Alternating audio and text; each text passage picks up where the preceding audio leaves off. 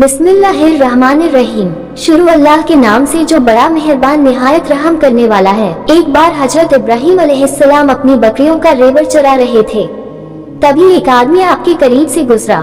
गुजरते हुए उसने अल्लाह ताला की शान में ये अल्फाज जरा बुलंद आवाज से कहे, पाक है वह जमीन की बादशाही और आसमान की बादशाही वाला, पाक है वह इज्जत, बुजुर्गी, हैबत और कुदरत वाला और बड़ाई दबदबे वाला।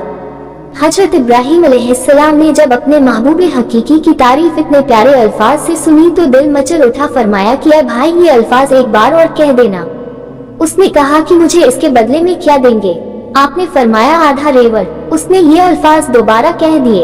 आपको इतना मजा आया कि बेकरार होकर फरमाया, ऐ भाई, ये अल्फाज एक बार फिर कह दीजिए।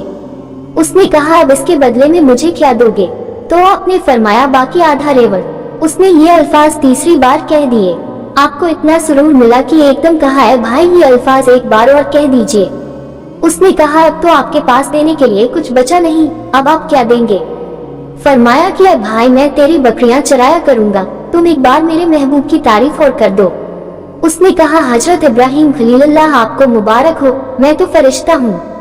मुझे तो अल्लाह ताला ने भेजा है कि जाओ और मेरा नाम लो और देखो कि वह मेरे नाम के क्या दाम लगाता है। इस हदीस पाक से हमें ये सबक मिलता है, अल्लाह रब्बुल आलमीन आजमाइश भी उसी की लेता है जिससे वो सबसे ज्यादा मोहब्बत करता है। बेशक सुभान अल्लाह, कभी भी अपने हालातों से ना घबराएं, सब्र रखें और अल्लाह पाक पर पूरा यकीन रखें।